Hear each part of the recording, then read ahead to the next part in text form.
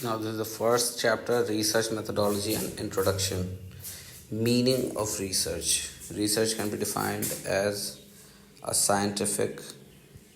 What's that thing doing there?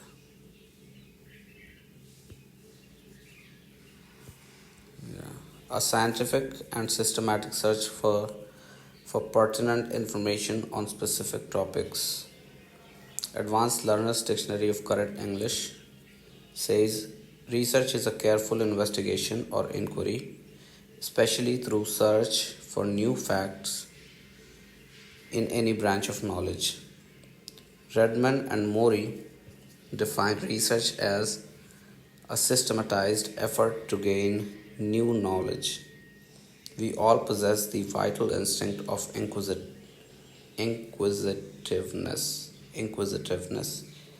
For when the unknown confronts us, we wonder. Our inquisitiveness, our inquisitiveness makes us probe and attain full and fuller understanding of the unknown. According to Clifford Woody, research comprises defining and redefining problems, formulating hypotheses or suggested solutions, collecting, organizing, and evaluating data, making deductions and reaching conclusions, and at last, carefully testing the conclusions to determine whether they fit the formulating hypothesis. D.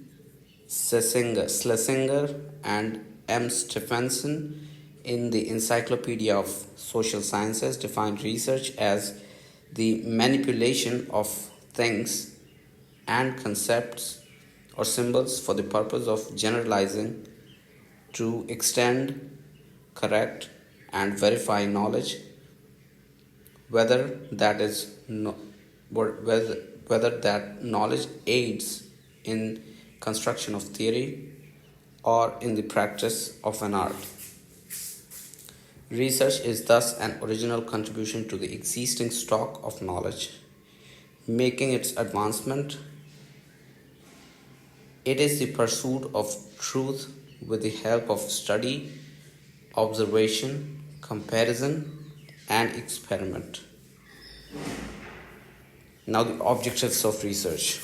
Main aim of research is to find out the truth which is hidden and which has not been discovered yet. So, the objectives fall into a number of following broad groupings. The first broad grouping is to gain familiarity with the phenomena or to achieve new insights into it.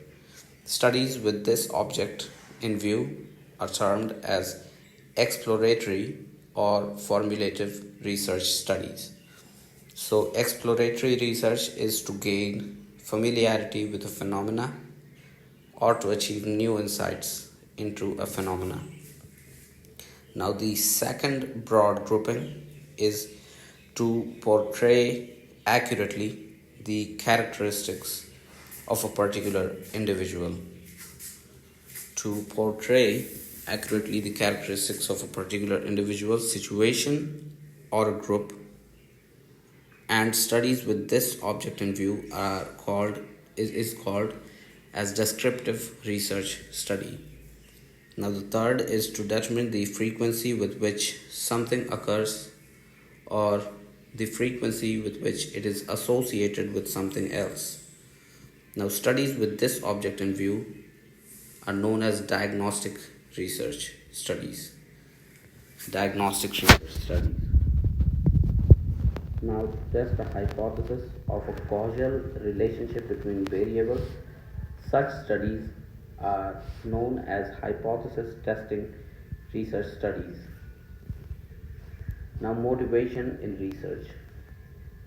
The first, the desire to get a research degree along with its consequential benefits.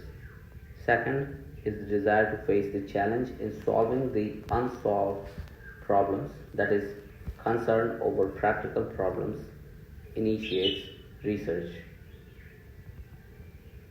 Third is the desire to get intellectual joy of doing something creative.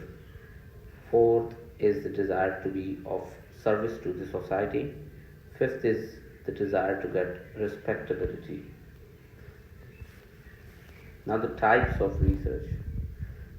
The basic types of research: first is descriptive versus analytical research. Descriptive research includes surveys and fact finding inquiries of different kinds. The major purpose of descriptive research is the description of the state of affairs as it exists at present. In social science and business research, we often use the term ex post facto research for descriptive research studies. The main characteristic of this method is that the researcher has no control over the variables. He can only report what has happened or what is happening. Most ex post facto research projects are used for descriptive studies in which the researcher seeks to measure such items as, for example, the frequency of shopping, preferences of people, or similar data. Ex post facto studies also include attempts by researchers to discover causes even when they cannot control the variables. Now, the methods of research utilized in descriptive research are survey methods of all kinds, including comparative and correlational methods. In analytical research, the researcher has to use facts or information that is already available and analyze these to make critical evaluation of the material. Second is the applied versus fundamental research. Research here can be either applied, that is action research, or fundamental, that is basic or pure research. Applied research aims at finding a solution for an immediate problem. The solution for an immediate problem that is being faced by a society or an industrial or business organization, whereas fundamental research is mainly concerned with generalizations and with the formulation of a theory. Gathering knowledge for knowledge's sake is termed as pure or basic research. Research concerning some natural phenomena or relating to pure mathematics are the examples of the fundamental research. Similarly, research studies concerning human behavior carried on with a view to make generalizations about human behavior are also the examples of fundamental research. But research aimed at certain conclusions, say a solution that is facing a concrete social or business problem, is an example of an applied research. So if there's a problem being faced by a society or a business, that would be an applied research. Now, research to identify social, economic, or political trends that may affect a particular institution, or the copy research, that is the research to find out whether certain communications will be read and understood, or marketing research or evaluation research are the examples of applied research. So copy research is basically a research to find out whether certain communications will be read and understood by certain people. That's the copy research. Now, thus, the central aim of applied research is to discover a solution for some pressing practical problem, whereas basic research is directed towards finding information that has a broad base of applications and thus adds to the already existing organized body of scientific knowledge. Now, third type is the quantitative versus the qualitative research. Quantitative research is based on the measurement of quantity or amount. It is applicable to phenomena that can be expressed in terms of quantity. Qualitative research, on the other hand, is concerned with qualitative phenomena, that is, phenomena relating to or involving quality or kind. For instance, when we are interested in investigating the reasons for human behavior, that is, why people think or do certain things, we quite often talk of motivation research, an important type of qualitative research. This type of research aims at discovering the underlying motives and desires using in depth interviews for the purpose. Other techniques of such research are word association tests, sentence completion tests, story completion tests, and similar other projective techniques. So, these are the types of qualitative research: word association test, sentence completion test, story completion test. Attitude or opinion research, that is, research designed to find out how people feel or what they think about a particular subject or institution, is called qualitative research. Qualitative research is especially important in behavioral sciences, where the aim is to discover the underlying motive of human behavior. Through such research, we can analyze the various factors which motivate people to behave in a particular manner, or which make people like or dislike a particular thing.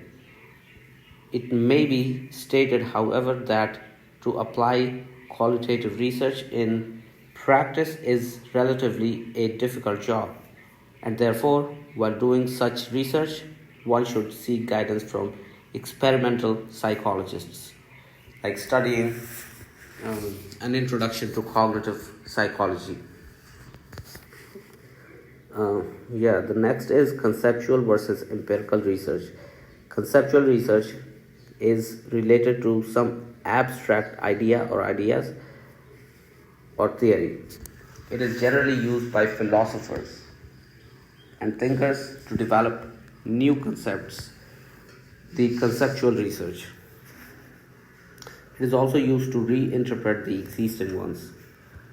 On the other hand, empirical research relies on experience or observation alone, often without due regard for system and theory. Without due regard for system and theory. That's the empirical research. Empirical research is a data based research that is coming up with conclusions which are capable of being verified by observation or experiment. We can also call it as experimental type of research. Empirical is an experimental type of research. Now, in such a research, it is necessary to get facts firsthand at their source and actively to go about doing certain things to stimulate the production of desired information. Now, in such a research, the researcher must first provide himself with a working hypothesis or guess as to the probable results.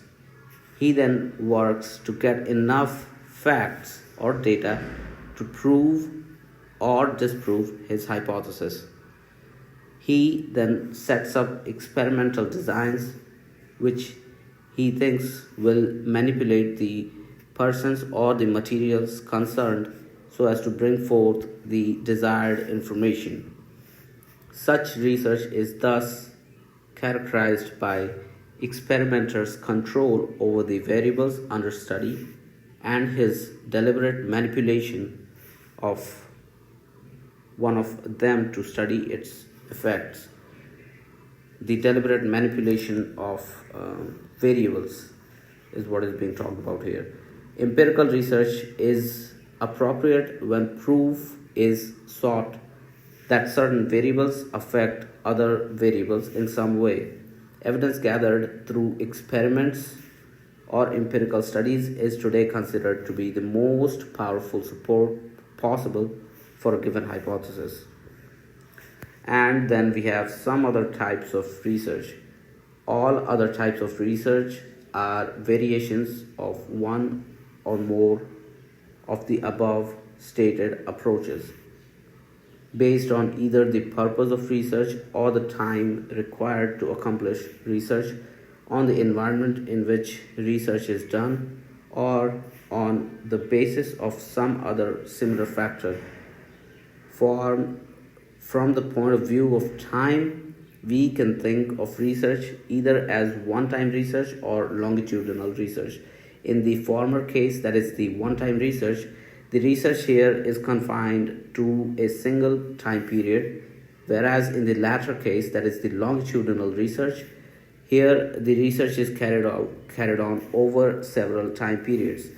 Research can be field setting research or laboratory research or simulation research, depending on the environment in which it is to be carried out.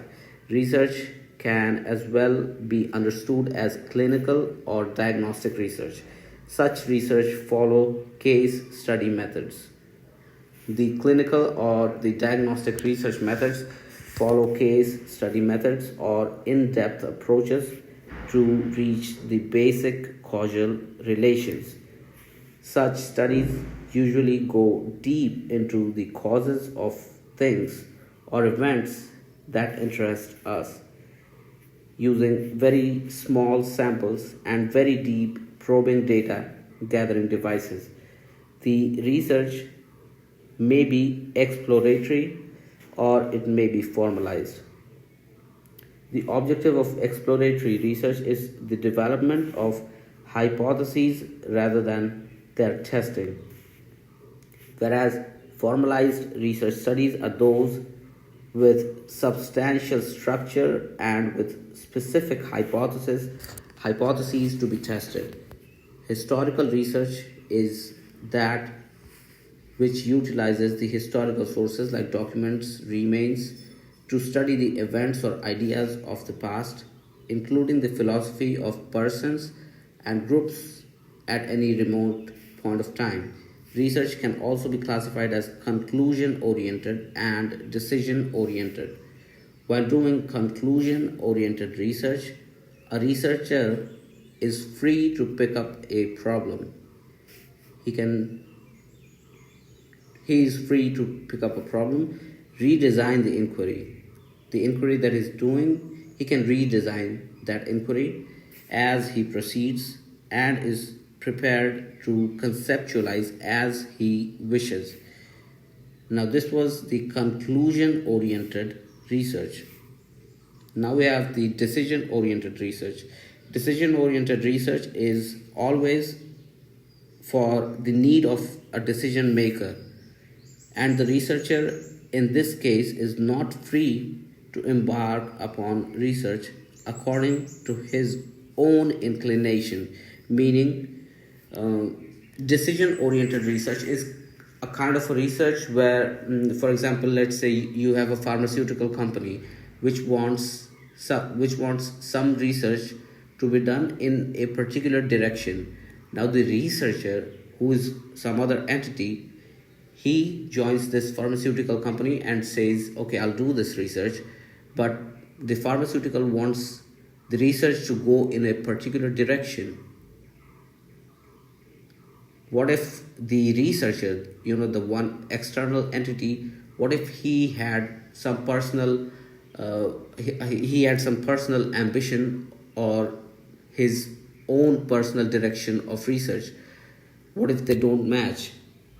So that's the case where decision-oriented research says that you have to work according to the decision maker and not based upon your own